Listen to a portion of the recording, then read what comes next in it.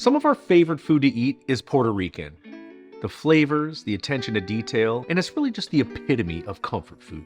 We used to have a food truck that would post up in a nearby park when we lived in Chicago, and we went there at least once a week. We still talk about it years later, and gosh, do we miss it. Well, it's time to start recreating some of these recipes, starting with Bistec Encebollado. Sound good? Let's cook.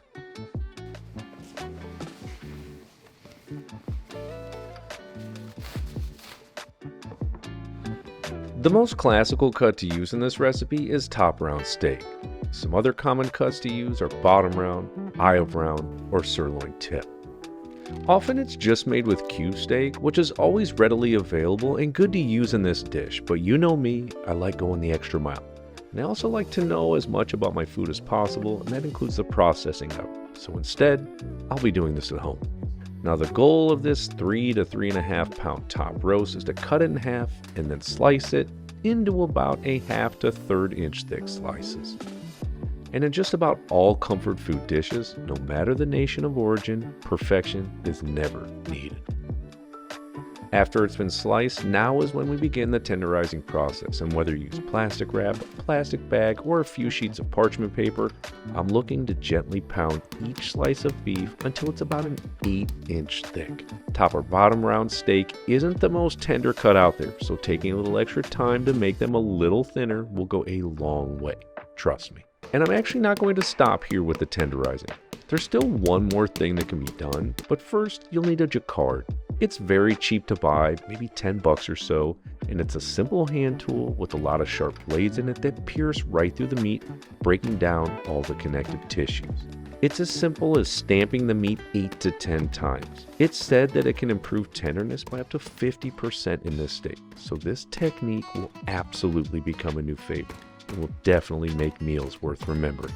I promise you can pull this off. Now before we flip it over to use the jacquard on the other side, now is when I'm going to season it. This will ensure every bite is delicious and properly seasoned, but only on one side, so be generous here. No need to rush the process, take your time, and I always say the difference between good food and great food is taking the extra time to do it.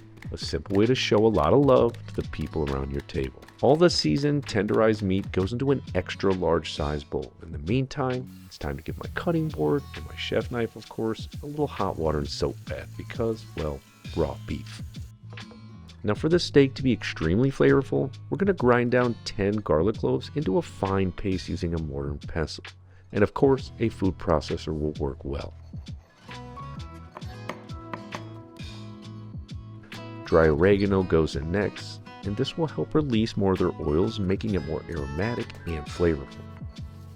And we've got a good amount of beef, so a 1/2 cup of olive oil is going in there. Followed up with a 1/2 cup of vinegar.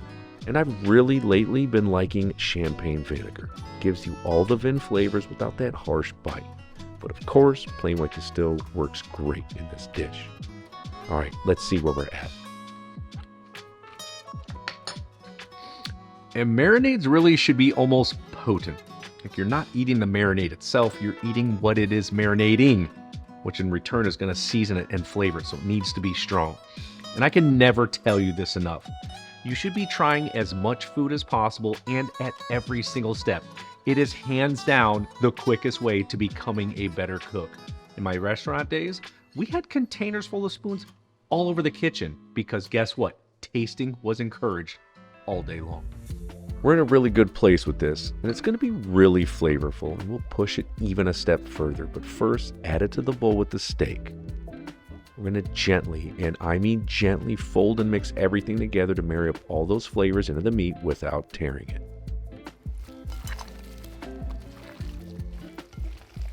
And there's just one more crucial ingredient to add, and those are 3 medium-sized onions.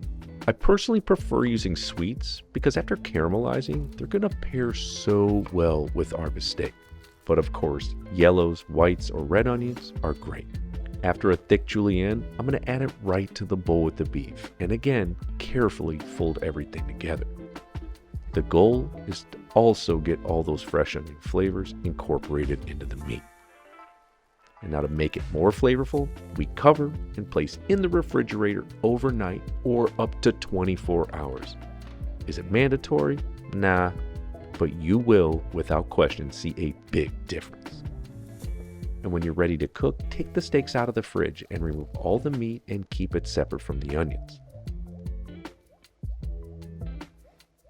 For now, I'm taking just the steak back to the cooktop and in an extra large 12-inch carbon steel skillet, I'm going to add in 1 to 2 tablespoons of lard. Oil is fine, but lard is definitely more traditional to use. On medium-high heat, get it smoking, then add in the beef and sear it for just 1 to 1.5 minutes per side. Obviously, I'm not taking temperatures on the steak, but as much Maillard as I can get while still keeping things tender is key. That little browning on there will go a long way. You've got this, my friends. Set it to the side on a plate, and from here, keep searing until all the beef is cooked. Just remember to add more lard to the pan if you need it, and adjust the heat. You are in 100% control here. If things are too hot, just turn it down. And while the steak rests, there will naturally be a good amount of juice at the bottom, but don't worry, we'll be using that too. Once the steak is done cooking, the onions and all the marinade in the bowl is going directly into that same pan. Give it a gentle season of salt. Heat goes on medium, and now we saute for 6 to 8 minutes. When things start to become a bit brown is when I turn the heat down to low medium and cook for an additional 15 minutes. And I seriously cannot wait for you to see how tender the steak is and just how flavorful these onions are. Now I do come back every few minutes, and to keep things really juicy and flavorful, especially for the steak, I hit it with a few tablespoons of beef stock. This deglazes the pan and gives us a little sauce base, if you will.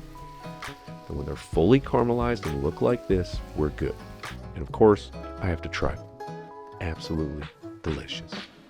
Add back in the beef and all that juice in the bottom of the plate, and at this stage, I just want to heat everything back up, so this really only takes maybe 5 to 6 minutes or so. But seriously, the smells in here, ridiculous. And this by itself, honestly, it is such a treat. It is just jam-packed with flavor from front to back. You will love this. But, of course, in Puerto Rican cuisine, there are definitely some classical side dishes that could go with this. There are a few rice dishes, and probably, I know this is a pretty bold claim, the best beans I've ever had. Now you'll need to start this when you marinate your beef the day before, and it's best to make it even before you sear the steak, but I promise it's worth it. Soak pink beans or cannellini or pinto are great options, completely underwater, and let them sit overnight. Another quick option, if you're in a pinch, cover it in boiling water and let it stand for 1 hour. The next day, drain them, rinse them, and we're going to add them to a pot.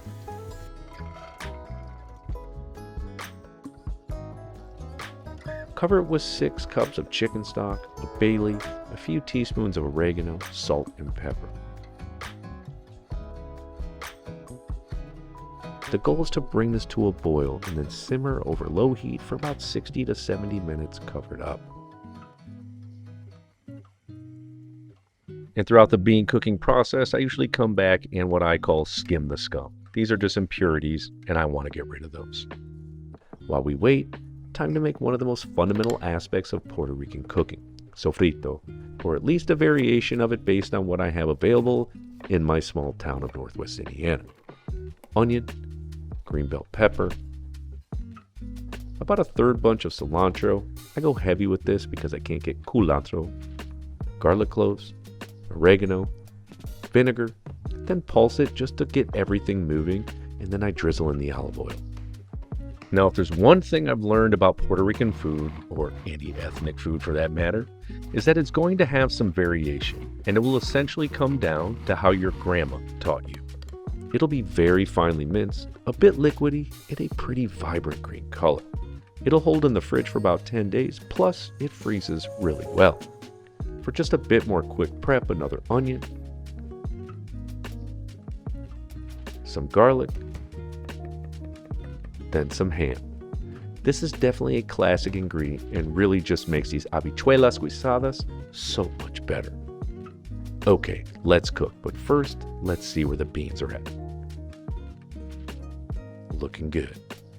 Just a few tablespoons of olive oil over medium heat. I just want to quickly sear the ham for 2 to 3 minutes to get a little brown on them while also perfuming the oil for cooking.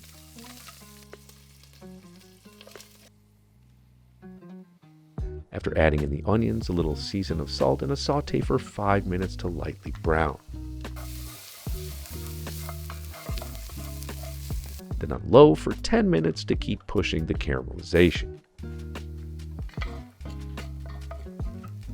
Now is when we add in the sofrito.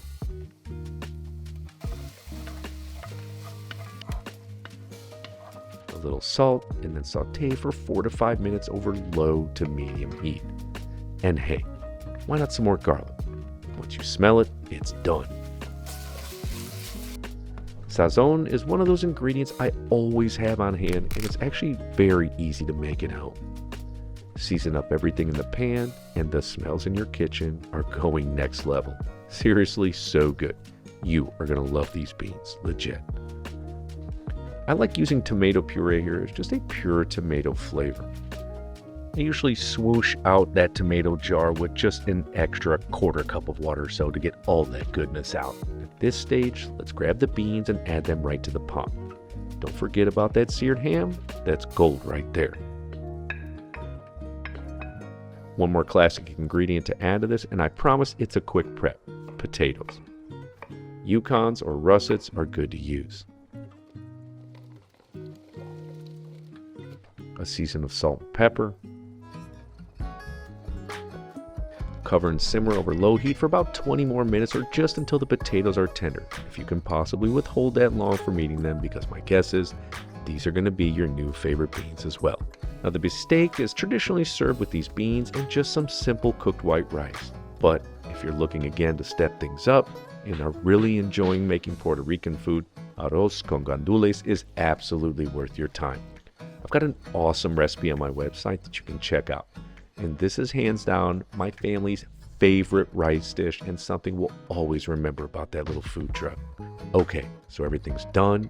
We're plating up. You can keep the beans separate from the rice and steak, or put it all together. When serving the beef, I like to load up the top with all those caramelized onions and any juices from that pot. And to take an extra 10 seconds to make it look beautiful, a pop of green onions. So good. Now, to finish this bistec off on a sweet note, my arroz con leche would be perfect. I'll see you on that video.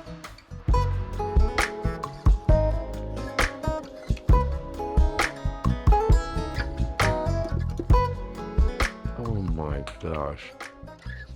There's so much flavor in that steak, and then you get that little sweet of the onion. Yo. Oh my gosh.